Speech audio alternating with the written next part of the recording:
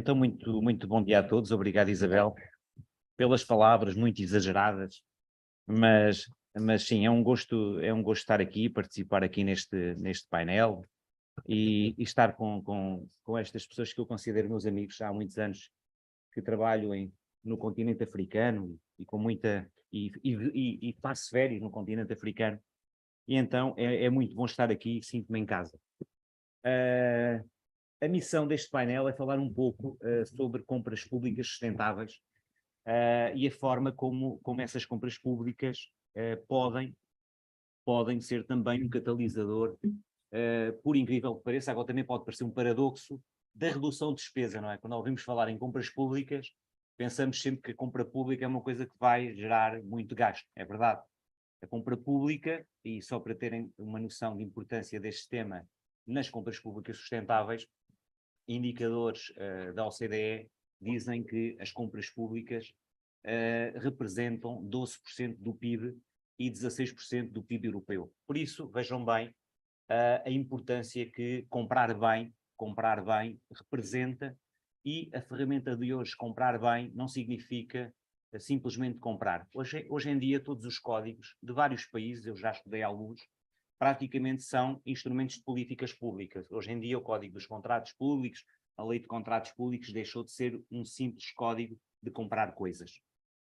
Passou a ser um instrumento de acelerar o país, fazer compras mais inovadoras, fazer compras mais sustentáveis. E então é isso que vamos tentar aqui discutir e ver as várias perspectivas dos vários países, recebendo e tendo como pano esta questão de como é que as compras públicas sustentáveis podem ajudar na compra pública, sabendo que ela é importante porque representa a tal grande quantidade de dinheiro que passa por essa compra pública, sabendo da importância que todos os países têm vindo a atribuir a novas estratégias. Portugal lançou uma nova estratégia em fevereiro deste ano, 10 de fevereiro, através de uma resolução do Conselho de Ministros, a 13 de 2023, chamada ECO 360, que veio ser uma segunda série de uma primeira resolução que acabou em 2020. Esta ECO 360 vem acrescentar dois paradoxos novos, mas que são muito importantes e que irão ser depois discutidos pelos meus colegas, que é a economia circular e também a neutralidade carbónica. Antes de passar e de apresentar os meus colegas, dizer só que nós não podemos perder este momento de colocar as compras públicas sustentáveis na agenda política. E por dois motivos essenciais. Primeiro, não podemos esquecer das alterações climáticas. A seca, as inundações, ou seja, são extremos. E por outro, temos a oportunidade de ter todas as camadas geracionais envolvidas. Ou seja, é algo que importa não só à minha geração, à geração a seguir à minha, mas à geração que vem antes da minha e à outra que vem antes dessa primeira. Ou seja, é transversal a todas as gerações. E isso é uma oportunidade que, se nós a perdermos, nós nunca mais vamos apanhar este debate. As compras públicas, a compra pública sustentável é hoje obrigatória de ser introduzida.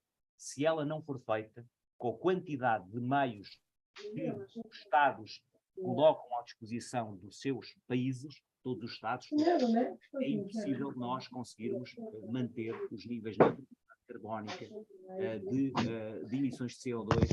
Meu Deus, o meu áudio estava ligado. As tais alterações climáticas. Então, comigo, e para me ajudar aqui no painel, eu passo a apresentar a doutora Albertina, que é de Moçambique. A doutora Albertina Furquia é diretora nacional do Património do Estado, é licenciada em Direito, funcionário do Ministério das Finanças há mais de 30 anos, com várias intervenções nas áreas da contabilidade, do orçamento, das compras públicas e da gestão do património do Estado. A doutora Albertina irá fazer uma exposição sobre os indicadores ODS no programa... Não?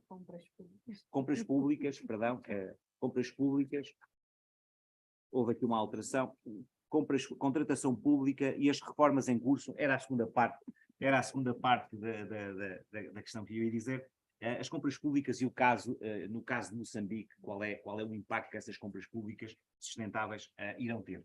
Depois, o Dr. Saidi dos Santos Fernando que é diretor do Gabinete Jurídico do Ministério das Finanças de Angola, professor e assistente de Direito Económico na Universidade Católica de Angola também, pós-graduado em Direito e Prática da Contratação Pública na Universidade Católica de Lisboa e também licenciado em Direito da Universidade Católica de Angola, certo, Saidi? Sou, muito obrigado, Artur. Já não sou diretor do Gabinete Jurídico. Foi diretor, atualmente estuda aqui em Portugal, está a tirar mestrado aqui na área do Direito e da Gestão. O Saidi é um amigo que já tivemos a oportunidade de estar juntos em Angola, e certamente o Saidi irá nos ajudar com a sua exposição sobre o crescimento da economia, assente quer na contabilidade, quer na contratação pública, sustentável, inteligente e inovadora, irá dar essa abordagem sobre uma contratação pública mais inteligente, mais inovadora. Vai-nos certamente falar sobre procedimentos que têm que ser inovadores, não assentarmos nos mesmos procedimentos para que esta contratação pública seja mais eficiente. Depois, queria apresentar também a doutora Natália Soares, que é Procurement Assistant na Lux Development em Cabo Verde.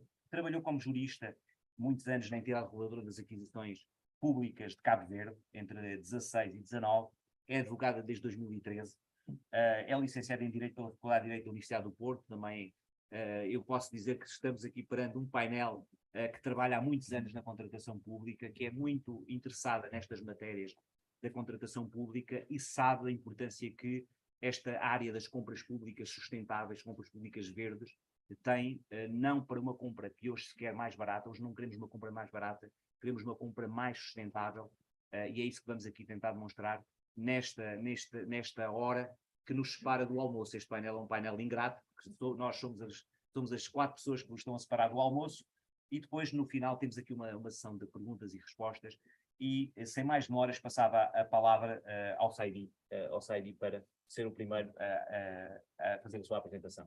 Força, Saidi, se quiseres. Pois, se quiseres, acho que sim.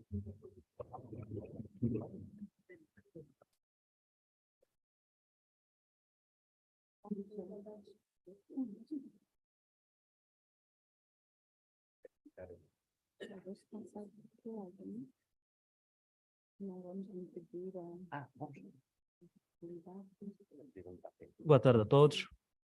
Considerem todo o protocolo cumprido, portanto, em relação às entidades aqui presentes. Vou levantar algumas questões relacionadas à contratação pública sustentável, inovadora e inteligente. Portanto, o que é que nós esperamos nisto tudo? No final, nós queremos responder à seguinte pergunta: como é que a contratação pública sustentável, inteligente e inovadora poderá ser útil à economia? E vamos ver se depois da interação daqui resultante conseguiremos ter alguma resposta, ou pelo menos alguns sinais que nos levam a respostas efetivas. Para efeito, tenho um sumário, conta essencialmente com... Parece que não está a passar. Obrigado. Pronto, um sumário que conta com 3 pontos, basicamente, sendo que em relação ao peso da contratação pública, o Artur já deu alguns sinais. Vamos falar de algumas medidas, propostas de medidas, todas elas muito abstratas, numa versão empírica, própria da academia, eventualmente. Depois vamos falar de alguns desafios e perspectivas. E, por fim, fatores críticos que nós consideramos que devem ser atendidos num processo de implementação de reformas nesse domínio. Portanto, indo diretamente à questão da sustentabilidade na contratação pública, e aqui nos focando particularmente no domínio da contratação pública amiga do ambiente, eu queria mostrar-vos um vídeo, 2, 3 minutos, que nos ajuda a perceber como é que esses instrumentos hoje podem estar ao serviço, portanto, daqueles que são os grandes interesses, os grandes desafios que os países podem escolher por efeito.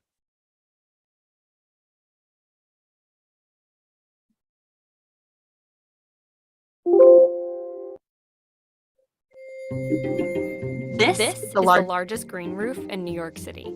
It's in the middle of bustling Manhattan, on top of the Javits Convention Center, a behemoth of a building with a 6-block footprint. But the roof hasn't always been green. Before 2014, it was totally barren.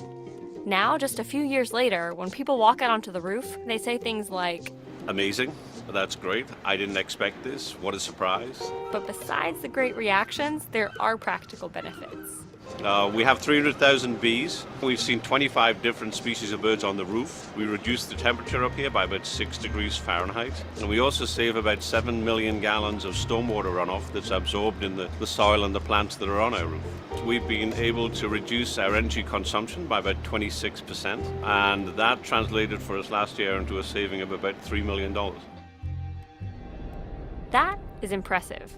How does one green roof get so much done? And what are all of the not green roofs in New York City doing with their lives? First, let's see how much roof space actually exists. You know, they are a major part of urban landscapes. The round number that most of us think exists is about 1 billion square feet. 1 billion with a B. That's like 22 times the size of Central Park in roofs. And in most cities, what isn't roof is another impermeable surface, like road, sidewalk, or parking lot. And these surfaces create a lot of problems for cities that green roofs can actually help solve. Let's take a look at 3 of these issues. The first is stormwater runoff. Rainwater goes into pipes. It combines with what's called sanitary water. When there's too much rainwater, which happens hundreds of times a year around Manhattan, the wastewater treatment facilities shut down, and these valves just let the water just shunt out into the rivers. It's got human sewage. It's the biggest source of pathogens to the Manhattan Island. With green roofs, that water, instead of going into the drains and polluting the environment, ends up just evaporating to the atmosphere through the leaves of these plants. And then there's what scientists call the heat island effect, which basically means that cities are significantly warmer than the surrounding areas. Well, I've seen asphalt roofs get up easily 170, 180 degrees Fahrenheit in the strong sunlight. They absorb about 90 to 95% of the sunlight. Green roofs, by comparison, are close to air temperatures. Another problem green roofs can help solve is habitat loss. Cities can shrink or destroy the green space that's crucial for certain plants and animals to survive.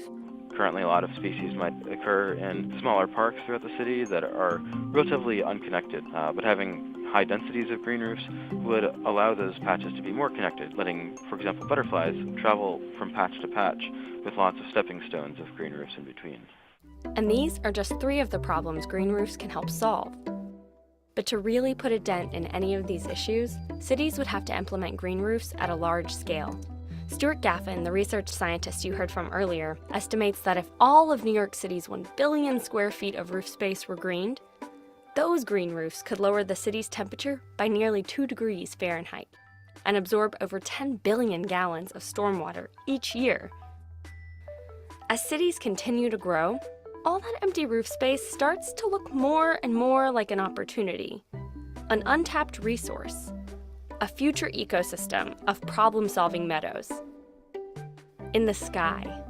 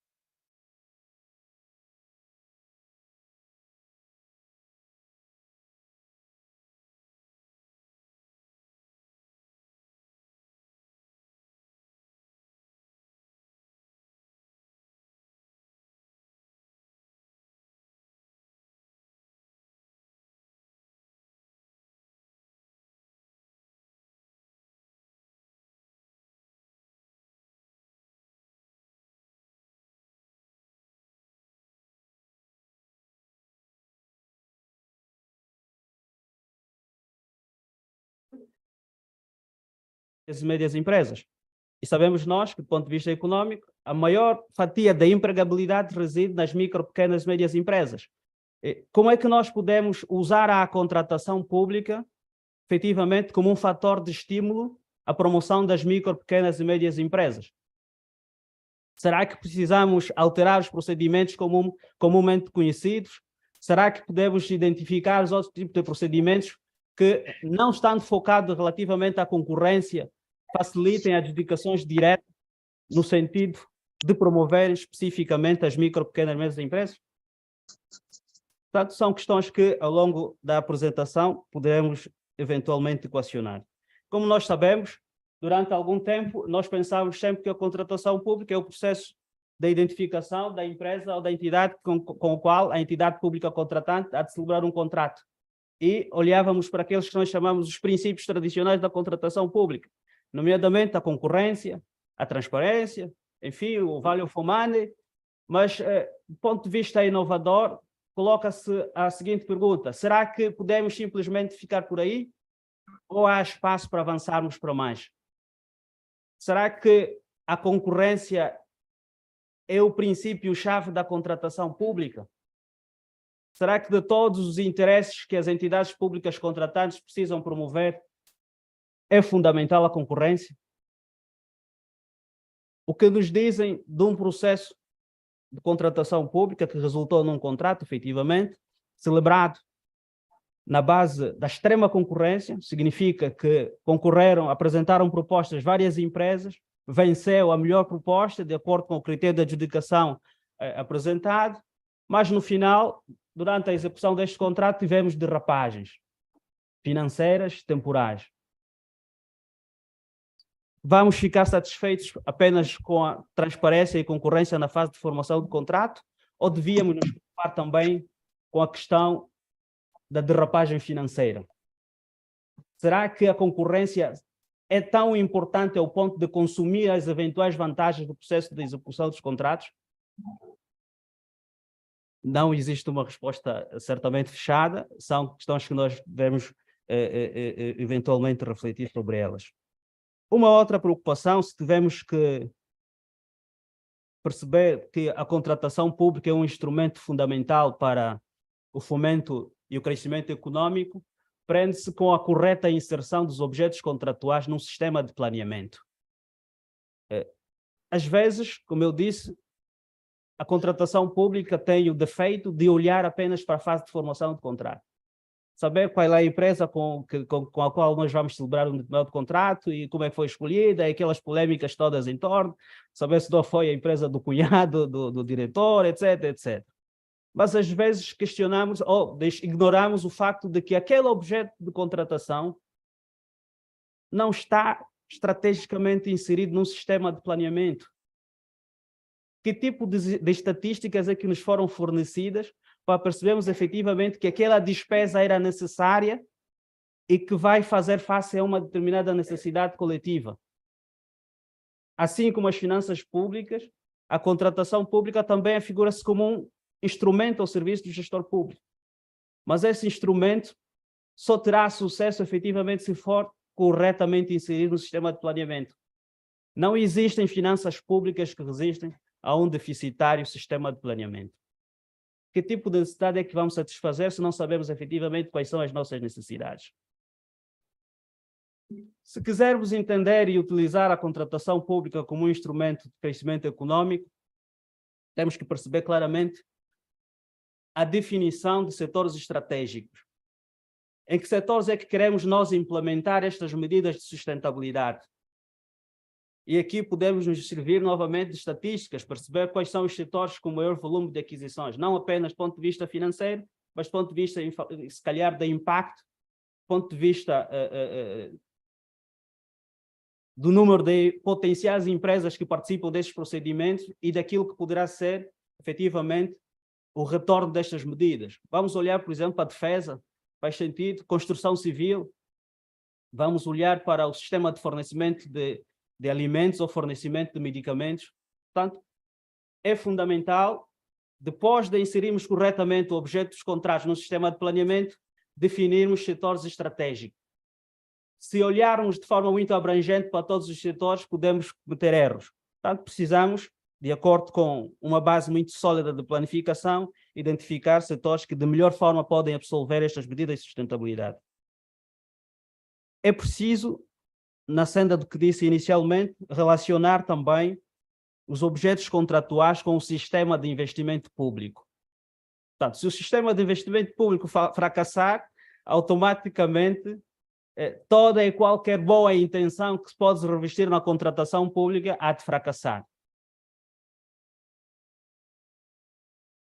E hoje, tentando dar uma resposta ao que dissemos inicialmente quanto à atenção que devemos ter aos princípios que queremos promover na fase de formação de contrato, temos que destacar a relevância das medidas paralelas de contratação pública.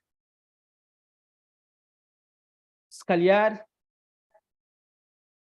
uma experiência que muitos dos nossos países têm é o facto de boa parte do investimento público ser financiado com base em linhas externas e, como disse o interveniente há pouco tempo, estas linhas apresentam uma condição para efeitos de efetivação, ou seja, o contrato comercial tem que ser celebrado com uma empresa promovida pelo financiador.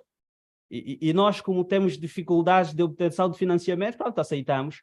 No final, é um financiamento que vai permitir com que seja executada uma determinada empreitada de obra pública no nosso país, mas depois o fluxo financeiro não tem impacto efetivo aí na nossa realidade e o capital é todo exportado, ou acaba até não entrando sequer no nosso país.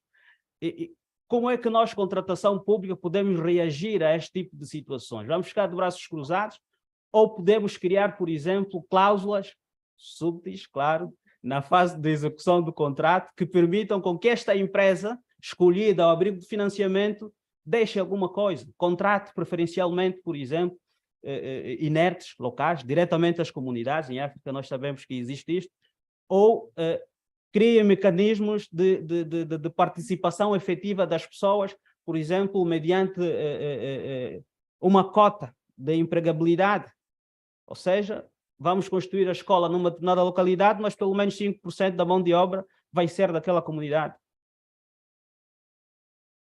E a semelhança desta medida, podíamos também identificar outras diretamente ligadas aos requisitos de sustentabilidade. Temos presente também que as compras públicas integradas facilitam a implementação destes mecanismos de sustentabilidade. Uma coisa é adquirir 5 viaturas protocolares para uma entidade pública, outra coisa é adquirir, por exemplo, 30 viaturas. Eu facilmente consigo introduzir cláusulas que permitam promover estas medidas ambientais, medidas de responsabilidade social das empresas, transparência, etc, etc. Mas é também necessário fidelizarmos e comprometermos as próprias empresas. A questão que se coloca hoje é, será que o dinheiro público é transferido para dinheiro privado apenas em troca de um determinado objeto contratual?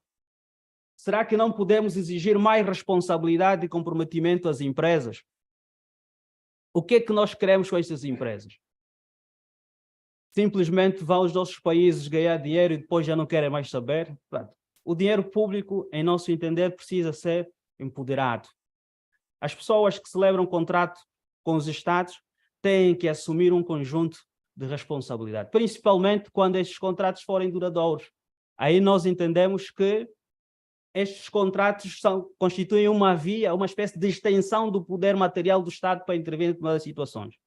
As questões relacionadas com direitos humanos, questões relacionadas com a proteção dos trabalhadores, já não se podem colocar, por exemplo, em sede de um contrato público. Então, como é que uma empresa que tem um contrato de 20, 30 anos com o Estado admite no seu seio trabalhadores mal pagos ou trabalhadores com contratos vulneráveis? Portanto, é aí um canal que é para efetivamente explorarmos as medidas de sustentabilidade no meio da contratação pública. É relevante também questionarmos aqui o papel dos órgãos de fiscalização, particularmente o Tribunal de Contas. Sabemos nós que boa parte da nossa legislação defende que a intervenção do Tribunal de Contas é fundamentalmente da legalidade e observância orçamental. Será que podemos ficar simplesmente por aí? Faz sentido atribuir alguma fiscalização de mérito aos nossos tribunais de contas? Porque é fácil a administração pública promover um contrato, submeter ao Tribunal de Contas e o Tribunal de Contas considera o visto? Por quê? Porque observou a legislação, foi um procedimento concorrente, transparente, tem enquadramento orçamental. E ficarmos por aí, o contrato fica como que abençoado e o dinheiro público livre. Portanto, se calhar seria oportuno pensar numa intervenção mais efetiva do Tribunal de Contas no domínio da fiscalização de mérito. Bem, passando para outros slides, existem, sim, senhor, alguns desafios que devemos colocar. Desde logo, a contratação pública só será efetivamente um espaço ou um instrumento ao serviço do crescimento econômico se nós tivermos plena certeza do tipo de vulnerabilidades que nós queremos suprir. Quais são as nossas vulnerabilidades econômicas, sociais, ambientais? Falar de alterações climáticas hoje, por exemplo, na Europa, não é o mesmo que falar em certas regiões da África. Portanto, se calhar, identificando claramente as nossas vulnerabilidades, conseguiremos ter uma contratação pública efetivamente útil. Precisamos criar planos geoestratégicos e, em função do que nós dissemos sobre a escolha de setores estratégicos, precisamos, de igual forma, identificar que tipo de objetos contratuais... Tenho ainda 2 minutos, não? Sim, 2 minutos. Sim, obrigado. Que tipo de objetos contratuais podem ser efetivamente muito mais promovidos? Temos o desafio da inteligência artificial. Está a administração pública preparada para adjudicar um contrato com base na opinião de uma inteligência artificial, do chatbot? Estará a administração pública sensível a este tipo de tecnologias? Para muitos dos nossos países, a questão da elevada informalidade da economia. Às vezes, parecemos que estamos aqui a discutir inteligência artificial de um certo nível de abstração e um certo nível de evolução, enquanto temos, por exemplo, nos nossos países, mais de 70% da economia informal. Como é que é feita a combinação entre estes 2 elementos? Portanto, para terminar, tentando cumprir pontualmente o meu tempo, precisamos claramente identificar as nossas vulnerabilidades. Se não identificarmos as nossas vulnerabilidades, não teremos efetivamente uma contratação pública útil. Precisamos enquadrar a contratação pública num sistema de planeamento que faz face a estas vulnerabilidades. Portanto, precisamos, de igual forma, fazer com que os contratos públicos sejam uma longa manos do Estado. Portanto, o Estado consiga introduzir e fazer face a um conjunto de necessidades por intermédio indireto da contratação pública. E precisamos, por fim, acreditar que a contratação pública sozinha não vai a lado nenhum se não tivermos os sistemas completamente integrados. Planeamento da despesa, portanto, a contratação pública sozinha não fará muita coisa se não tivermos sistemas, instituições comprometidas, lideranças fortes, comunidades participativas, sociedade civil envolvida. Portanto, só assim é que, no final do dia, conseguiremos responder à primeira pergunta, né? Que é a contratação pública ao serviço do crescimento econômico. Obrigado.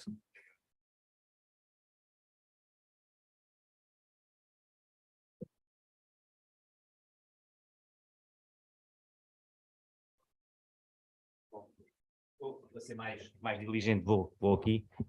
Eu agradeço ao Saidi. O Saidi fez uma excelente exposição. Eu destaco só no minuto o que ele disse, que é importantíssimo. Ele, para quem esteve atento, e acho que foram todos, disse uma coisa que é determinante. É que os contratos públicos podem e são o melhor instrumento para combater as desigualdades.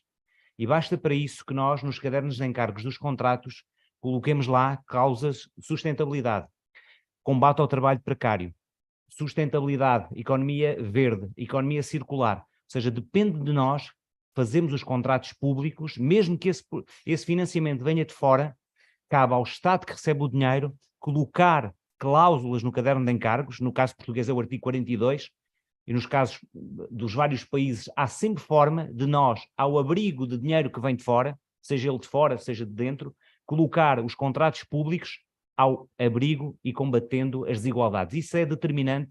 Eu cito esta parte, toda a exposição do Saidi foi muito importante, mas a questão determinante que devemos todos ouvir nesta exposição é que não podemos baixar os braços, é colocar cláusulas que defendam as desigualdades e esse combate às desigualdades, recebendo mesmo, há pouco eu ouvi muito bem e a questão foi muito bem colocada, mas nós podemos driblar essas questões de fazer com que o dinheiro, não ficando dentro, o país cresça, está bem? Agora chamava a Nathalie Soares, a Nathalie vai falar sobre a consolidação do Orçamento de Estado e como as compras, a Nathalie Soares, como as compras públicas podem consolidar os orçamentos. Está bem, Nathalie? Obrigado. Nathalie? Obrigado. Muito boa tarde. Vou tentar controlar o tempo e ser como o Saidi. Posso passar o slide? O tema que me foi proposto foi falar sobre os embaixadores em compras públicas sustentáveis. E a primeira pergunta que eu gostaria de vos fazer é: o que é para vós a sustentabilidade? A sustentabilidade nos dias de hoje, há muito que deixou de ser o comprar barato, há muito que deixou de ser o comprar aquilo que nos parece ser correto. A contratação pública sustentável... Estou com problemas técnicos, pode passar, por favor? Está ligado? Ok. O comprar sustentavelmente, quem vai comprar, quem faz parte do processo de contratação pública, deve ter em mente várias questões antes de decidir aquilo que efetivamente pretende adquirir. As questões relacionadas com as mudanças climáticas, a conservação daquilo que nós vamos adquirir. Somos nós capazes de conservar e bem utilizar aquilo que nós vamos adquirir? Porque muitas vezes a solução do vizinho, quando eu digo vizinho ou de um outro país, pode ser eficiente, sustentável para a sua realidade, mas já não acontece o mesmo para a nossa realidade. Conseguimos utilizar as energias renováveis? Nós vamos conseguir fazer com que aquilo que nós vamos adquirir faça parte da economia circular, que eu vou falar um bocadinho mais à frente. Qual é a melhor tecnologia que eu posso utilizar para satisfazer essa minha necessidade? E o que é que eu vou comprar? Quando eu digo comprar, não é só pensar em bens ou em serviços, mas também em obras. O como é que vai ser regenerado? Pensem quando nós construímos um edifício. O edifício pode ser muito à frente, pode ser muito moderno, mas como é que nós vamos sustentar? Temos a capacidade de sustentar e trazer o bem para a nossa sociedade? A verdade é que quando nós vamos adquirir, podem passar o slide. Ok. A verdade é que quando nós pensamos em satisfazer a nossa necessidade no dia de hoje, temos de saber que para satisfazer essa necessidade, nós vamos ter de usar os recursos que temos, satisfazer as necessidades de hoje, mas também satisfazer a necessidade das gerações futuras. E isso implica fazermos uma boa gestão dos recursos, mas não é pensar em recursos financeiros e pensar nos recursos em tudo aquilo que é a cadeia de vida do que nós pretendemos adquirir. E para isso nós só podemos fazê-lo se nós assentarmos em 3 pilares: o social, o ambiental e o econômico. Os meus pilares têm formas, necessidades e ações diferentes da do colega ao lado. Eu insisto muito nisso porque muitas vezes a tendência é nós tentarmos copiar as melhores soluções de um país que nos seja próximo, seja ela de que forma for. Mas a verdade é que, como já foi dito aqui, nós precisamos, antes de mais, ver para dentro, ver as nossas necessidades. Garantir que questões como os direitos humanos, a segurança alimentar, a pegada de CO2, as energias alternativas para Cabo Verde ter uma agricultura sustentável, por exemplo, é muito importante. A regeneração econômica, o desenvolvimento das pequenas, médias e microempresas. Eu venho de um país em que a maior parte do setor tem pequenas e médias empresas e elas também têm a necessidade de serem incluídas em todo esse processo aquisitivo, porque a parte social também ela vai ser desenvolvida a partir da nossa aquisição, quando nós inserimos essas empresas e nós incentivamos a formalização da economia para que esses intervenientes também possam, elas, fazer parte do processo aquisitivo. Mas nós não conseguimos levar nada disso à frente se nós não tivermos os critérios de governança pública que estejam alinhados com toda essa questão da sustentabilidade. Temos de ter mecanismos, instrumentos de gestão, de forma a que nós possamos incluir nos procedimentos de contratação pública, nas nossas aquisições, essas questões relativas à sustentabilidade, o que nos vai fazer ter um ciclo que é o de monitorar, avaliar, para nós podermos direcionar efetivamente o mercado. Não é só quem decide, não é só quem compra, não é só quem utiliza, nós precisamos ter uma fiscalização efetiva, uma fiscalização que vá um pouco mais para além do que o simples cumprimento da legislação. E essa governança das aquisições tem de estar, antes de mais, de espírito aberto. A sustentabilidade e esses critérios de sustentabilidade que muito se fala nos dias de hoje é algo novo. Então nós precisamos ter uma estratégia e temos de ser inovadores, temos de saber desafiar, temos de saber arriscar nessas compras que nós vamos fazer em busca de melhores soluções. Nós temos de ter instituições que adotem efetivamente políticas de compras públicas sustentáveis, de forma que todo o setor possa estar alinhado e que tenhamos planos estratégicos de compras com a inclusão de critérios de sustentabilidade. E as pessoas responsáveis pelos procedimentos de contratação pública têm de ser formados. Senhores, muito tempo estive eu perdida também no meio dessa questão da sustentabilidade e sou-vos sincera. Mas há de ter não só o querer de quem está a fazer parte do setor, e isso ninguém nos pode tirar, os governantes podem não nos formar, mas se nós estivermos comprometidos com aquela que é a nossa missão, nós nos autoformamos. Nós não podemos depender dos governantes, de quem lidera o país ou da nossa entidade empregadora. É uma questão pessoal, darmos um pouco mais de nós. Mas a governança também deve garantir que as pessoas que façam parte desse setor esteja efetivamente formada e preparada para poder também participar e apoiar nesse processo que é desafiador para todos nós.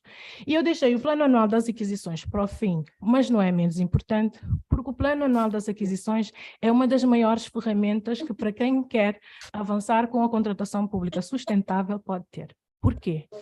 Planificar atempadamente e planificar de acordo com aquilo que é o nosso setor, as nossas prioridades, dá-nos tempo e visão para podermos ter efetivamente um plano que funcione. Nós temos de deixar de trabalhar nessa perspectiva de resolver problemas em que tudo é urgente e andar um passo à frente. Só assim nós vamos conseguir fazer compras que nos liguem para o futuro. As entidades públicas, por sua vez, não só quem compra, não só os governantes, mas também as entidades públicas têm o dever de preparar o mercado para as aquisições que nós pretendemos levar adiante. E com isso é necessário nós guiarmos o mercado e mostrarmos que são alterações necessárias. Nós temos de criar incentivos para que as empresas possam se preparar para aquilo que vão ser os nossos novos tempos. Nós temos de estimular a inovação no mercado, mas nós conseguimos fazer isso a partir do momento que nós inserimos os critérios de sustentabilidade nos procedimentos de aquisição. E nós temos de prever o ciclo de vida. Hoje em dia fala-se muito das viaturas elétricas. E agora eu vos pergunto, o que é que nós vamos fazer com as baterias dos carros elétricos daqui a 8 a 10 anos, quando elas deixarem de funcionar? Nem eu sei a resposta, para ser sincera, mas começa a me preocupar o que é que vai acontecer daqui a 8 a 10 anos, porque os procedimentos que adquiriram essas viaturas elétricas, nenhuma delas teve nos critérios de sustentabilidade. O que é que nós vamos fazer com essas baterias? Portanto, daqui a 8 a 10 anos, temos esse problema também para resolver. Mas aqui vai entrar uma coisa importante, que é a fiscalização. O papel daquele que vai fiscalizar o sistema vai também nos dizer o que é que nós conseguimos com as aquisições, o que é que poupamos, o que é que ganhamos e quais os ganhos que aqui podemos tirar. Isso para que nós podemos nos orientar para as próximas aquisições. Acho que é por isso que sempre os planos anuais de aquisições têm esse nome, é anual. Vamos resolvendo o problema aos poucos, ao invés de tentarmos ter um plano trimestral ou semestral. Os embaixadores, então, das compras públicas, na verdade, somos todos nós. Se pensarmos bem, todos os que estejam envolvidos num procedimento de contratação pública no seu todo, não só no decidir em adquirir, não só no comprar, não só em fornecer, mas também o utilizar aquilo que nós vamos adquirir. E durante todo esse processo de contratação e de aquisição, há algumas coisas que nós temos de pensar que são os riscos e oportunidades que essa aquisição nos vai oferecer. Nós temos de analisar e conhecer minimamente o mercado e saber se o nosso mercado está preparado para aquilo que eu pretendo adquirir. Não me vale nada ser muito à frente e fazer uma aquisição toda XPTO, se o meu mercado no final vai me dar 0 propostas. Acreditem que para um procurement não há nada mais frustrante de montar o procedimento até ao fim e depois não ter nenhuma proposta. E mais, quão importante é que é essa aquisição para a minha instituição, para a minha organização? É efetivamente necessário estar a adquirir? Ou tem outras soluções que não sejam fazer novas aquisições e utilizar novos recursos? Na verdade, nós temos de adotar aquela que será uma abordagem de 3 R's: reduzir, reutilizar e reciclar. Nós temos de reduzir os recursos que nós vamos utilizar, reutilizá-los de alguma forma e, se possível, reciclar. Tem uma instituição que para mim é um exemplo e que também a mim deu-me ideias, que é o papel que nós utilizamos. Eles adquirem papel reciclado, que vem de materiais reciclados. Por defeito, na instituição, as folhas são impressas a frente e verso, porque a verdade o que acontece, nós queremos imprimir a frente e verso, fomos para imprimir, é verdade, esqueci-me, agora fica assim. Ao invés de utilizar 5 páginas, estou a utilizar 10. E no final, os papéis que não vão utilizar são destruídos e depois são doados a uma associação que utiliza a arte para ajudar as crianças em zonas menos favorecidas. Estão os 3 R's, com simples ações feitas por uma única entidade adjudicante, por um único adquirente. Então, esses 3 R's são extremamente importantes, nós pensarmos neles e vermos como é que nós podemos inserir isso dentro da nossa própria sociedade. Portanto, ser um embaixador da contratação pública sustentável e levar tudo isso a cabo só acontece se nós fizermos um trabalho em equipe. Sejam os governantes, os responsáveis, os especialistas e técnicos, que são eles muito importantes, senhores, porque o procurement não sabe tudo. O procurement tem de estar bem assessorado para ter procedimentos que efetivamente nos levam a bom porto. O procurement tem de saber que quando tem uma obra tem de ter um engenheiro civil ao lado para lhe apoiar e ele falar da sua área, que é das compras públicas, mas o engenheiro civil para lhe falar daquilo que é a questão das obras. Há coisas que nos ultrapassam. Então nós temos de deixar de pensar que nós somos autossuficientes em um só para resolver os problemas. Nós temos de entender que o trabalho é em equipe. Os utilizadores daquilo que nós vamos adquirir também eles têm de ser conscientes de que fazem parte do processo, têm de saber bem utilizar, têm de saber gerir e têm de alongar o máximo possível o ciclo de vida daquilo que lhe é confiado. Os fornecedores, os transportadores também têm de estar alinhados. Também têm de ter como pilares da sua atuação aquele setor ambiental, econômico e social, alinhado também com o nosso. De nada nos vale comprar uma garrafa de água a 10 cêntimos ao invés de 30 cêntimos, se a empresa que nos fornece não respeita os direitos humanos, não traz benefícios à nossa população. 1 mais 1 igual a 3. Falta alguém.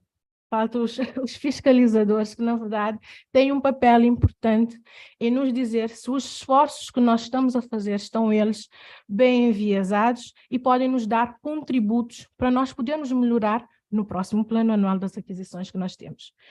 Todas essas práticas, de fato, não vão substituir a legislação e as políticas e toda a ética, mas se nós trabalharmos em equipe, vai estar tudo montado e alinhado para nós conseguirmos chegar a bom porto.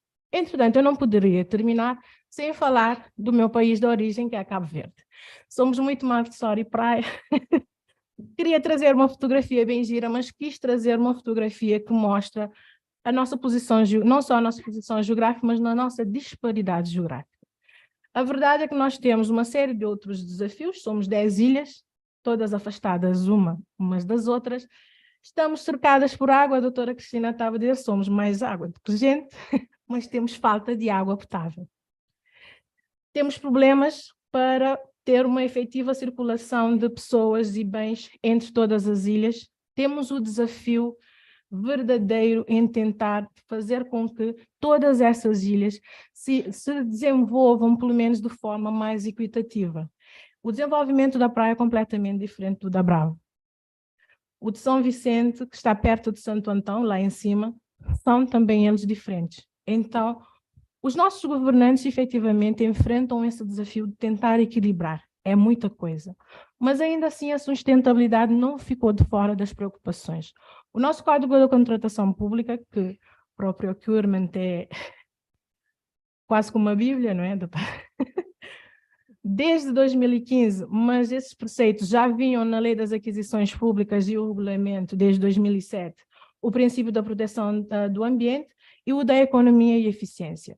Então, nós vamos ter algures de encontrar um balanço, um equilíbrio entre aquilo que proteja o ambiente, mas que seja econômico e eficiente para aquela que é as nossas realidades. E há alguns anos atrás, desde sempre, têm-se oferecido benefícios fiscais para as opções que sejam verdes, incentivos à economia verde, políticas para a dinamização da economia local.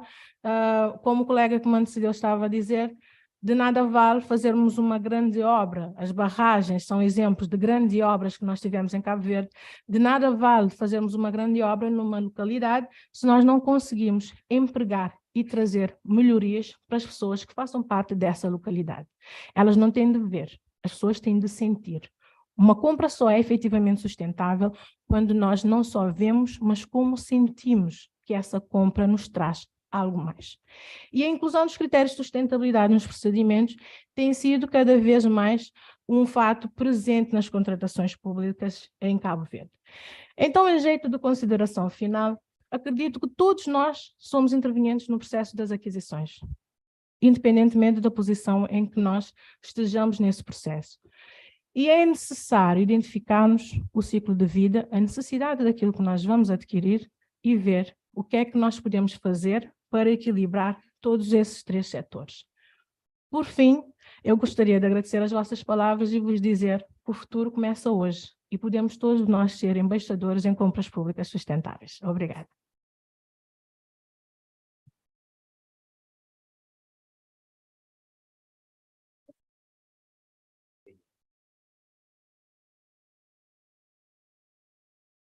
Bom, muito obrigado, Nathalie. Eu gostei imenso, penso que todos gostaram. É uma verdadeira embaixadora das compras públicas sustentáveis. Seis ideias de força que ficaram da intervenção da Nathalie.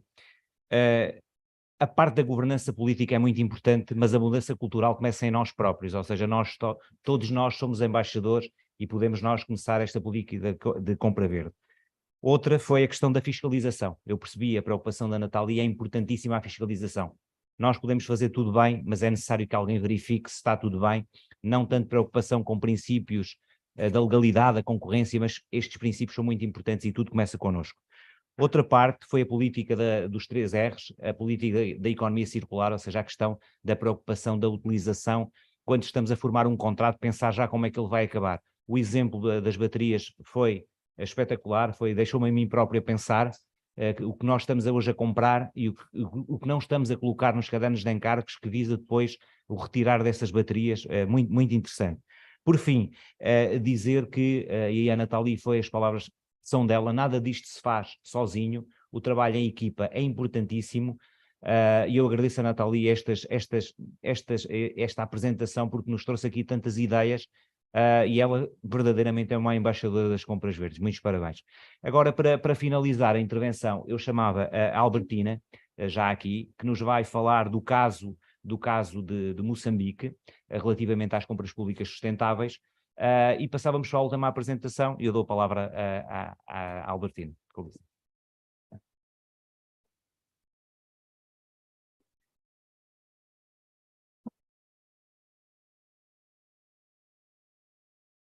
Muito obrigada. Depois das brilhantes apresentações que foram feitas, só me resta falar um bocado da experiência de Moçambique na contratação pública, mas permitam-me, antes de mais, agradecer à organização pelo espaço que nos foi cedido para partilhar a nossa experiência e dizer que falar de compras sustentáveis no nosso ordenamento jurídico é falar de um processo que está em construção, que estamos ainda num processo de reformas, que inclui também toda a cautela necessária no âmbito das compras sustentáveis, daí a pertinência de ser uma janela de oportunidade para explorarmos, aprimorarmos um bocado mais na componente das compras sustentáveis. E costuma-se dizer que compras sustentáveis têm o seu preço. E há quem diga que comprar barato acaba custando caro. Então, se vamos pelas compras sustentáveis, temos que investir. Então, tem o seu preço e essa máxima aplica-se também para este processo. A minha apresentação compreende uma breve contextualização. Vou falar da contratação pública no geral e vou enfatizar as reformas em curso em Moçambique e destacar alguns desafios no âmbito da contratação pública. Importa, antes de mais, fazer referência que o processo de supervisão, normação, fiscalização da contratação pública em Moçambique é feita por uma unidade orgânica que está no Ministério da Economia e Finanças, que é a Direção Nacional do Patrimônio do Estado, onde está integrada a Unidade Funcional de Supervisão das Aquisições, que tem um enfoque para a supervisão de todo o processo realizado pelos órgãos e instituições do Estado, e a componente da contratação pública começa na aquisição, mas culmina com a gestão do patrimônio do Estado. Em termos de legislação, recentemente iniciamos a atualização dos instrumentos legais ligados à contratação pública. Durante o ano 2022, fizemos um trabalho árduo de auscultação a nível de vários intervenientes no processo de contratação pública, quer o setor público, quer o setor privado, os parceiros de cooperação, a sociedade civil, e culminou com a aprovação do instrumento legal, que é o Decreto 79/2022, de 30 de dezembro, pelo Conselho de Ministros. Embora tenha sido aprovado em dezembro de 2022, o regulamento começou efetivamente a ser implementado no dia 31 de março deste ano. E de lá até então, iniciamos vários processos de disseminação, divulgação, formação, quer do setor público e do setor privado, que continuam em curso, mas também resulta a necessidade de atualização dos manuais de procedimentos, documentos de concurso que são a base de licitação, que nós entendemos que, desde já, vamos trazendo alguns critérios que servem de base para garantir, ou pelo menos iniciar, a implementação de compras sustentáveis no nosso país. O regulamento de contratação pública é extensivo a vários objetos, desde empreitadas de obras públicas, fornecimento de bens e prestação de serviços, e é aplicável a todos os órgãos e instituições do Estado, quer da administração direta ou indireta. E a regra é o concurso público, não obstante modalidades específicas que devem ser devidamente sustentadas ou fundamentadas para a sua aplicação. E este processo enquadra-se no sistema da administração financeira do Estado, que é o SISTAF, que tem a respectiva plataforma e tem como base alguns pilares, que é o classificador econômico da despesa pública, o classificador orgânico, o classificador geral dos bens, porque tomamos em consideração as especificações técnicas que constam do catálogo de bens e serviços, onde consta a descrição dos bens e serviços que são feitos pelos diferentes órgãos e instituições do Estado, e este instrumento, esta ferramenta também vai ser objeto de atualização, incluindo alguns fatores de sustentabilidade para influenciar as entidades contratantes. Também temos o cadastro de fornecedores, daqueles que são elegíveis a contratar com o Estado, e neste existem requisitos que devem ser observados, e entendemos que também afigura-se uma janela para ir identificando alguns pressupostos que devem ser observados para que aqueles que estejam interessados em contratar com o Estado, e temos os preços de referência do mercado. Portanto, esta é a nossa casa. Ainda associada à reforma que está em curso no nosso país, foi recentemente aprovado pelo Conselho de Ministros a Estratégia da Contratação Pública Eletrônica, Portanto, o caminho é para as plataformas informáticas. Moçambique não está à margem deste processo. E, para o efeito, para reforçar mais ainda este processo, foi recentemente aprovada pelo nosso governo a estratégia que começou a ser implementada este ano e a perspectiva é de forma gradual. O processo de contratação pública teve o seu histórico, que identifica o ano 2016 e 2017, que foi um processo de diagnóstico e análise da viabilidade e implementação deste processo, incluindo algumas experiências e boas práticas de diferentes países. Passamos também pelo processo de avaliação entre 2018 e 2019, da metodologia MAPS, que permitiu tirar uma fotografia para avaliarmos em que contexto nos encontramos. Começou o processo de elaboração da estratégia em 2021, a socialização, a auscultação em 2022, e estamos a implementar agora de forma gradual em 2023. Tem um erro aí, considere o ano 2023. Bom, não passou o slide aí. Então, com o processo de contratação pública eletrônica, entendemos que também temos que trazer, mais uma vez, alguns critérios e pressupostos que estejam aliados às compras sustentáveis. Pretende-se ter um único sistema que esteja disponível para todas as entidades contratadas e a respectiva integração no sistema de administração financeira do Estado, que compreende vários subsistemas, quer do orçamento, planificação, contabilidade, tesouro, monitoria, avaliação e auditoria. Portanto, todos os pressupostos foram aqui feitos referência durante as apresentações anteriores. Entendemos que tem a respectiva integração e enquadramento em diferentes módulos, a começar pelo processo de planificação, que é um exercício crucial nas compras que vamos realizar e, acima de tudo, em cada exercício econômico, aliada à componente financeira, e para aqui também é chamado os fatores de sustentabilidade e a monitoria, a avaliação e, por fim, a fiscalização do que as entidades estão a fazer.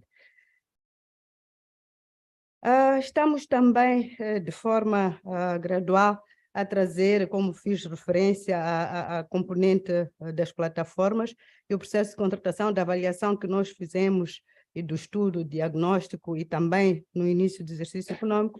Entendemos que estamos ainda no processo inicial, que compreende mais ou menos 26% daquilo que pretendemos com a contratação pública, se for cumprido todo o ciclo, mas já começamos a deixar informação disponível e enfatizar o uso do portal, quer para o acesso à informação, quer dos bens e serviços que são adquiridos pelos diferentes órgãos e instituições do Estado, os concursos que são abertos, os concorrentes elegíveis, a legislação aplicável e toda a informação que interesse quer ao público-alvo ou à sociedade civil no geral.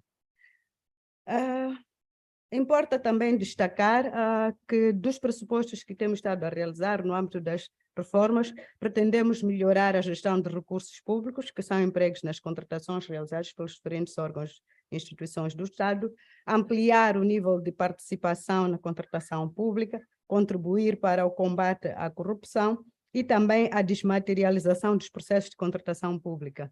Atualmente temos grandes volumes de papéis, arquivos referentes às contratações públicas. Entendemos que uma das formas de ser amigo do ambiente é desmaterializar esses papéis todos que existem e caminharmos para as plataformas eletrônicas, e é o que já iniciamos. Também entendemos que pode melhorar o tipo de informação disponível referente às contratações, melhorar a eficácia e transparência, ampliar a oportunidade de participar dos agentes econômicos participarem nos concursos públicos, tendo em conta os critérios que forem definidos e que está associado, mais uma vez, à base de licitação, que são os documentos de concurso, que vai trazer alguns critérios que devem ser observados, incluindo a questão da sustentabilidade. Por fim, vou destacar aqui alguns desafios que se colocam, não obstante a legislação que está em curso, as atualizações que estão a ser feitas, há necessidade de continuar a investir e encontrar mecanismos para a maior rigor na realização dos processos administrativos. que também começa a ser associada à questão da sustentabilidade, melhorar a racionalização na utilização das despesas. Está certo que nós percebemos que precisamos de investir mais e melhor nos processos de contratação e também a integração dos processos de contratação no sistema da administração financeira do Estado. Queremos assegurar que todos os intervenientes tenham conhecimentos, habilidades, domínios para utilizar a contratação pública eletrônica aliada, mais uma vez, à sustentabilidade. Em Moçambique já começamos a fazer ações de formação com enfoque para a componente de sustentabilidade. A nível da unidade funcional de supervisão das aquisições foi identificada uma equipa específica que começou no ano 2022 e continua no presente exercício econômico em formação e pretendemos, após as auscultações que também estão em curso, elaborar uma estratégia que esteja associada às reformas que já tinha anteriormente me referido. Mais uma vez agradeço a atenção dispensada. Muito obrigada.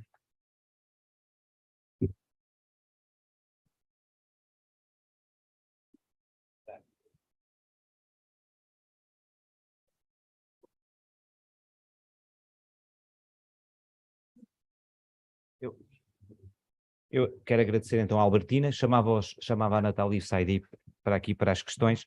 Aqui relativamente à apresentação da Albertina, eu destacava também 5 ou 6 pontos. Um deles é a importância de estarem a fazer este caminho, ou seja, estão a mudar o regime, desde 2022 estão a alterar o regime. O enfoque especial que estão a dar à digitalização, ou seja, a consciência que isso é um caminho que também contribui muito para a questão da sustentabilidade, a preocupação que têm na parte da formação e da capacitação das pessoas, e depois da intervenção, ou seja, multidisciplinar, ou seja, a questão da capacitação, mas não só dos intervenientes da contratação pública, mas esta interação com os diversos players de toda a contratação, ou seja, esta formação terá que abranger fornecedores.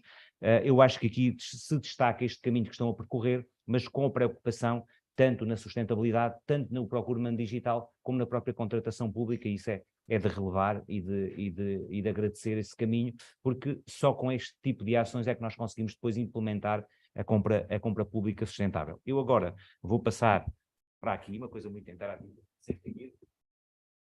tentar voltar aqui para o meu lugar. Muito bem, aqui, vou ligar aqui o outro microfone. E pronto, agradecer aqui às excelentes intervenções. Eu fui fazendo anotações de cada uma delas. Eu parece-me que foram bastante claras, cumprimos o tempo, mas ainda temos um tempinho, porque tínhamos mais 10 minutos da hora, começámos 10 minutos atrasados. Por isso eu punha à consideração aqui do auditório 3 questões. Temos tempo para 3 questões. E eu colocaria, temos ali já, ok, então temos 4 questões, também não é, temos 5 questões, pronto. Muito bem, força. Então, bom, eu agradecia que se identificasse e a quem é que dirige a questão, por favor. Ok, obrigado. Meu nome é António Niquice, eu presido a Comissão de Plano e Orçamento, que é de Contas Públicas em Moçambique, portanto, sou deputado. Queria começar por felicitar a todos e a todas que fizeram excelentes apresentações. A minha questão pode-se aplicar para todos, é relativa ao desafio que as nossas finanças públicas têm enquanto deficitárias. Os orçamentos dos nossos estados são deficitários. É um envelope de recursos muito limitado para satisfazer aquilo que é a despesa pública. E em tudo que se disse, do ponto de vista teórico e até científico, tem um excelente enquadramento. Eu quero compreender na realidade prática, em função dessas limitações que a gente tem de caráter orçamental, como é que nós conseguimos efetivamente fazer omeletes sem ovos, ou seja, como é que é possível, sem recursos, garantir que as compras públicas sejam efetivamente sustentáveis, tendo em conta os pressupostos todos aí cientificamente referenciados, que para mim me parece que o problema não está efetivamente na sustentabilidade, é o inverso, é o problema da limitação que a gente tem, portanto, de recursos. Obrigado. Quer alguém responder, Nathalie? Já agora, se calhar, seria oportuno termos as 4 questões. Então vá. Ok, então colocar, juntamos. Então vá. Aqui mais uma. Sim.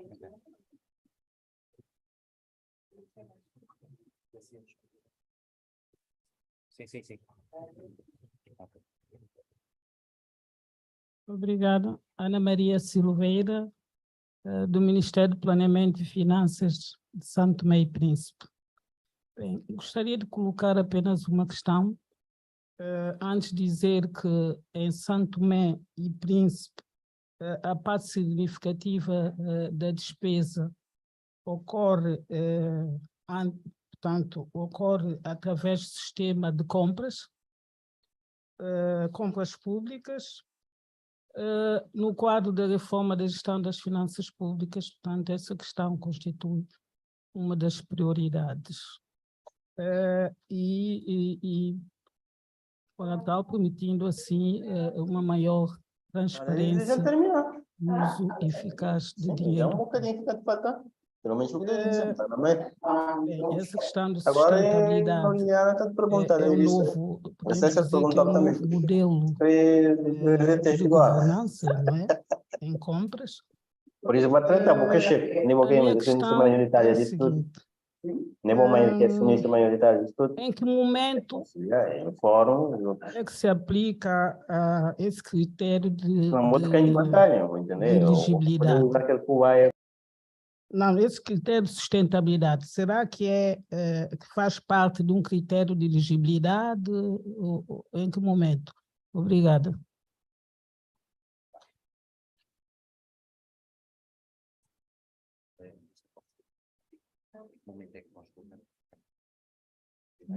Muito obrigada.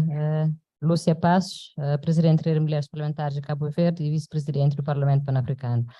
A minha questão, tanto vai para todos, tem a ver com a inclusão da questão do género na vossa Bíblia de contratação pública.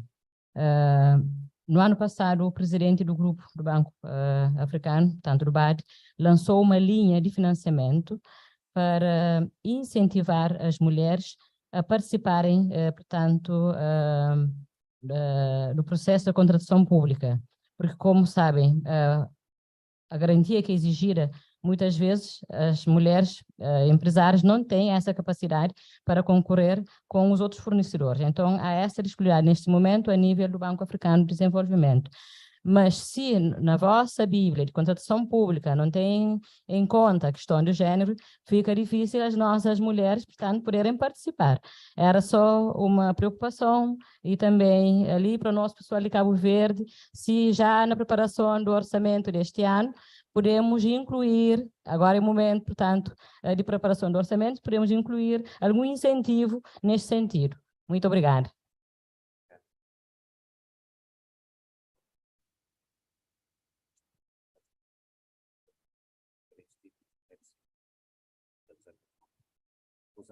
Olá, boa tarde. Bom, aqui. Eu sou Andressa, eu sou consultora do PALOP. Minha pergunta é para o... Eu estou meio distante, é Said ou Sandy? Sobre a inteligência artificial e como a inteligência artificial pode ajudar no processo de compra pública.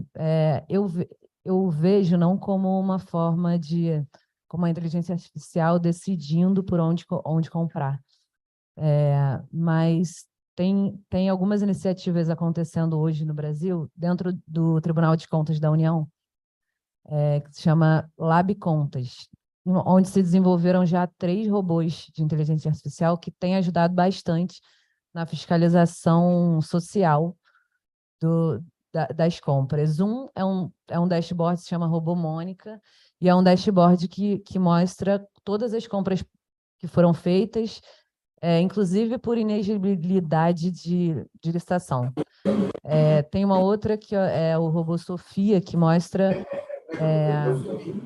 que mostra, chama atenção, cria alertas para quando uma compra foi aprovada, não diretamente relacionada com algum dos critérios. Tem uma outra que ajuda a escrever os editais de compra, contemplando todos os critérios interessantes para a visão nacional. Então, eu gostaria de mencionar esses casos e perguntar para vocês se existe, depois da digitalização, claro, um plano de usar esse tipo de solução para facilitar a monitoria social e a auditoria dessas compras. Obrigada.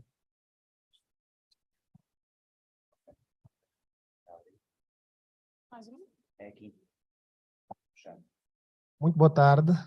Eu sou Didier Sebastião e sou do Tribunal de Contas de Angola. A minha pergunta primeira vai para o Dr. Saidi. E, Sr. Dr. Saidi, gostaria de saber como garantir a sustentabilidade da contratação pública em ambientes de crise. A segunda questão, e é muito relativa àquilo que o Sr. Dr. Saidi apresentou, relativo à fiscalização de mérito das compras públicas. Atendendo ao atual formato constitucional e legal que nós temos, como é que o Dr. Saidi podia ver essa implementação da fiscalização preventiva, sobretudo, dos contratos, nos moldes em que o Dr. Saidi propõe? Uma outra questão é...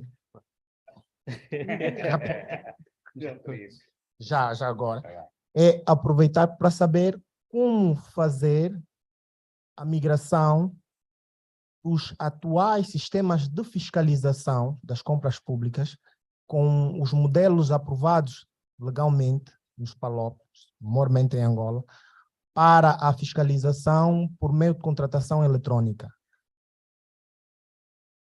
E em quanto tempo podemos fazer isso, né? Nesses termos, atendendo ao que o Dr. Saidi apontou, 70% de informalidade da economia. Obrigado. Então, Saidi, respondi à primeira. Sim. À segunda e à terceira. Pois. Força, Tarefa difícil, né? Hora do almoço. Força. Bem, obrigado a todos pelas questões colocadas. De facto, levam-nos a crer que o problema não está resolvido e nem será resolvido aqui nesta sala. São questões que devem nos fazer pensar sempre, permanentemente, em que tipo de soluções é que devemos identificar para as nossas vulnerabilidades. Eu ia começar dando uma nota apresentada a questão apresentada pelo Dr. António Nikice. Acho que é isto. Limitação de caráter orçamental. Bem, isto é o que nós aprendemos de forma muito básica. Os recursos são e serão sempre escassos. As nossas necessidades são ilimitadas. O que nós devemos fazer é procurar, dentro dessa escassez, maximizar a efetividade destes recursos. Portanto, eu gosto de dizer que para alguns países africanos, até ter muita disponibilidade orçamental é o grande problema. Diferente, se calhar, do caso que apresenta, às vezes não é bom também ter muito dinheiro, porque com muito dinheiro dificilmente se implementam certas reformas e abre-se como que o escape para despesismos. A questão claramente é ambiente de escassez, a racionalização da despesa. Temos que definir a nossa pirâmide de necessidades e, em função disso, definir prioridades. Fazer face às nossas prioridades de forma mais... gerando mais externalidades positivas possíveis. Portanto, sempre estaremos em ambientes de escassez, mas é nestes cenários que nós conseguimos efetivamente multiplicar os efeitos daquele recurso escasso. Obrigado. Sim, pronto. A questão da inteligência artificial. Sim, na verdade ela hoje pode ser equacionada para muitas tarefas.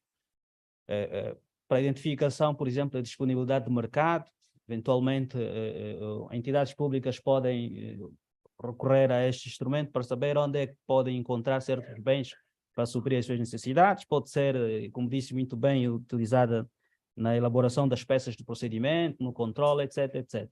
Pronto, o desafio era perceber, por exemplo, como é que eu, carregando toda a informação, por exemplo, das propostas, a inteligência me pode ajudar a definir aquelas que são, do ponto de vista dos critérios previamente definidos, as propostas que melhor respondem. Porque, como nós sabemos, em contratação pública, normalmente esse trabalho é feito numa base de cálculos, enfim, em função das métricas. Isto podia ser facilitado com a inteligência. Mas, como nós sabemos, como todo e qualquer outro processo tecnológico, nós precisamos inserir dados. É em função da quantidade de dados que tivemos que disponibilizar para esse sistema que teremos efetivamente a resposta e respostas canalizadas aos nossos desafios. Eu acredito que ainda há um caminho muito grande a ser traçado em relação à inteligência artificial. Estamos a consumir aos poucos, mas certamente poderá ser um instrumento muito útil para a administração pública e para as próprias comunidades, o próprio cidadão, efetivamente ajuizar aquela que é a forma de tramitação dos contratos e a realização de qualquer outro gasto público. Há um caminho pela frente, certamente temos muitas oportunidades ainda de crescimento em nível da inteligência artificial.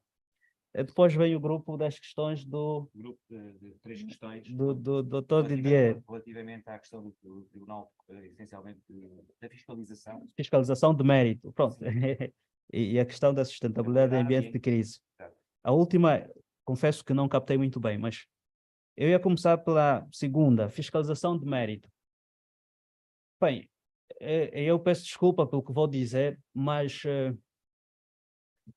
nós podíamos repensar, se calhar, o modelo da administração financeira dos Estados.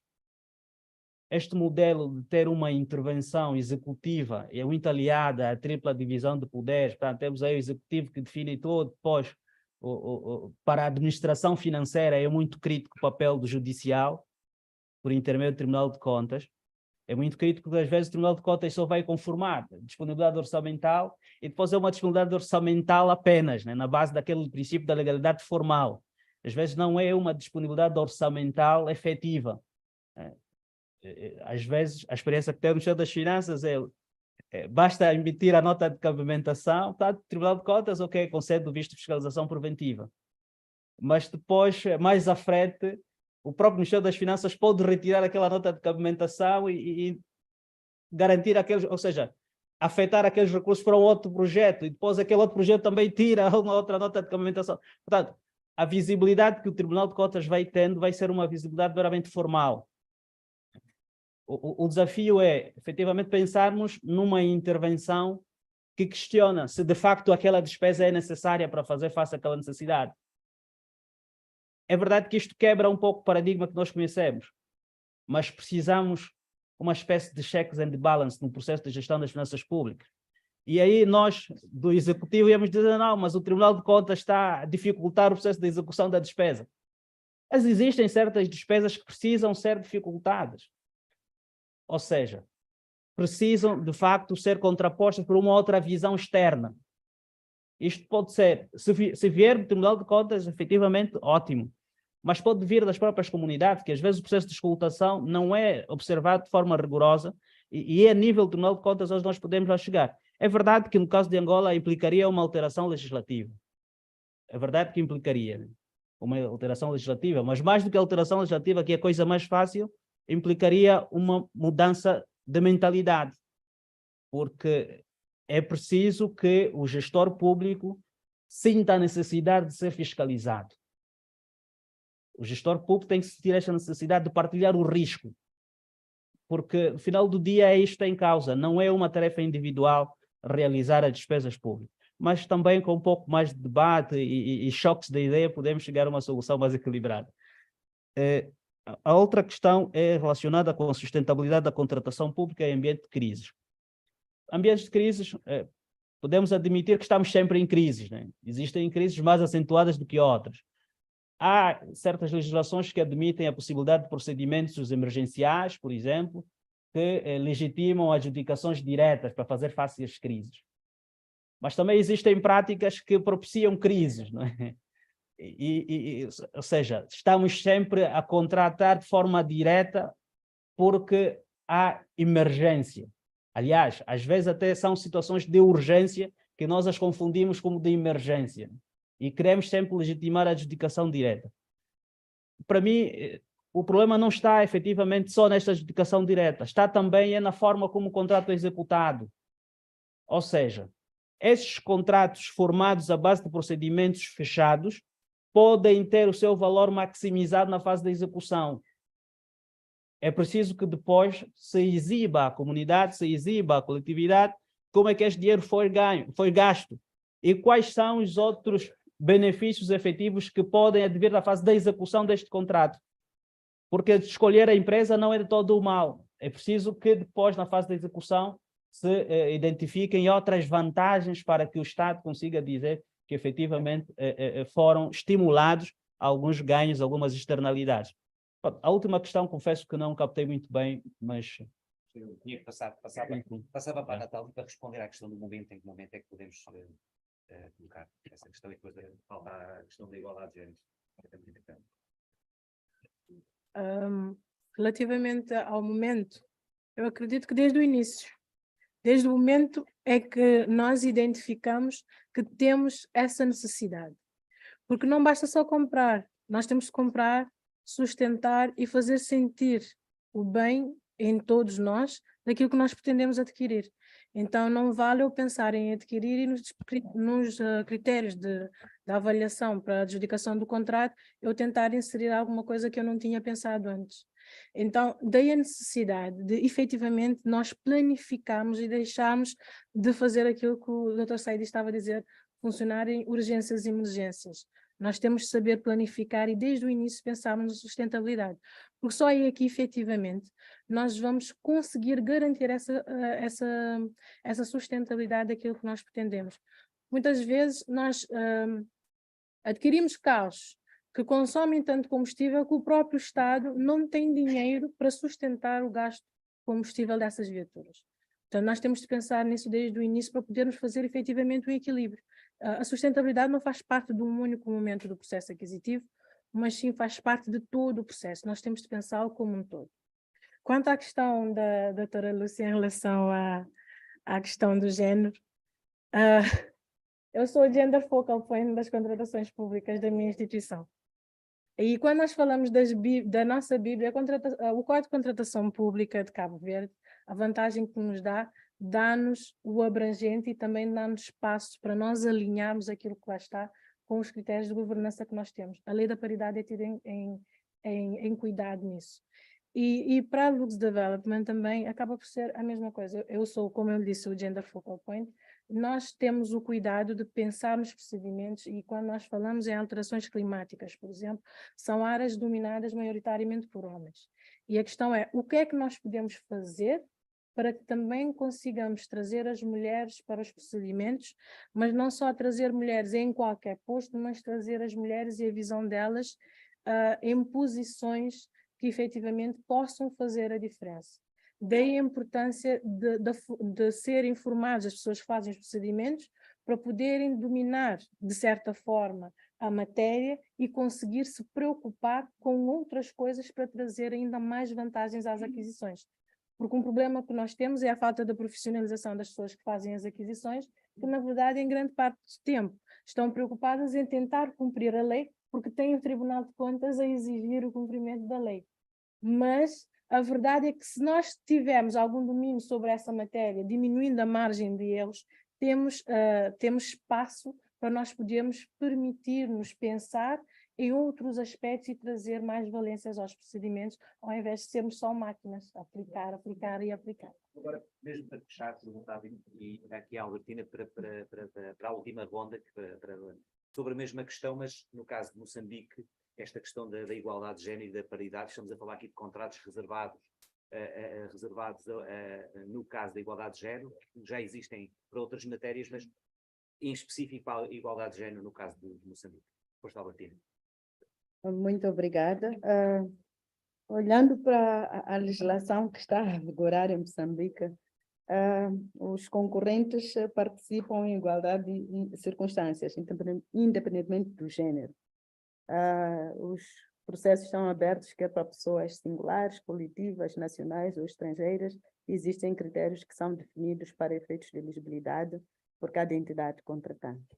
mas é uma questão pertinente e nós temos estado a refletir a nível do nosso ordenamento jurídico como tratar essa questão, tendo em conta que, à luz da legislação que está a vigorar, já abre espaço para estabelecer algumas margens de preferências, não para o caso específico do género.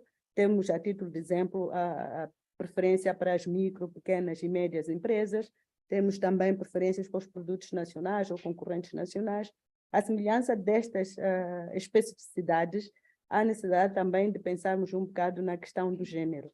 E temos estado também a pensar, e já identificamos alguns indicadores, para avaliar o nível de participação das mulheres nos contratos e concursos que são realizados pelos órgãos e instituições do Estado.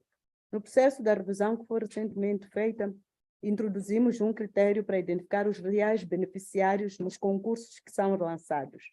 E nesta perspectiva já nos permite ter alguma indicação do número de mulheres que estão à frente das empresas que são contratadas pelos órgãos e instituições do Estado. Mas entendemos que podemos aprimorar um bocadinho mais, desenvolver uma plataforma para permitir avaliar e monitorar. E também entendemos que podemos influenciar, quer a partir da capacitação, empoderamento, preparação, para a mulher se sentir preparada e com capacidade de participar nos concursos, não há aquele receio, apesar de algumas circunstâncias sociais que possam influenciar, mas com melhor preparação entendemos que temos condições para o efeito. No caso de Moçambique, temos exemplos concretos de mulheres na liderança, não só no que se refere às empresas, dirigentes superiores do Estado, mulheres que estão à frente de vários cargos de direção, chefia e de confiança, e vou até citar o exemplo da nossa Presidente da Assembleia da República, que é uma mulher. Então, acreditamos que podemos ter resultados bons no âmbito da contratação, só precisamos de aprimorar melhores mecanismos de indicadores, critérios e dados concretos que possam nos permitir fazer esta avaliação. Muito obrigada. Bom, muito obrigado a todos. Eu penso que estaríamos aqui muito mais horas, mas estamos a segurar do almoço. Eu agradeço ao painel, agradeço aos meus colegas de painel, agradeço à audiência, a vivacidade que teve nesta sessão. Em nome da senhora reitora do ISCTEC, que está aqui agora, que nos deu também a honra da presença, eu dava por encerrado, eu passava a palavra à Isabel para proceder ao encerramento e eu dava por terminado este painel. Está bem? Obrigado. Ora bem,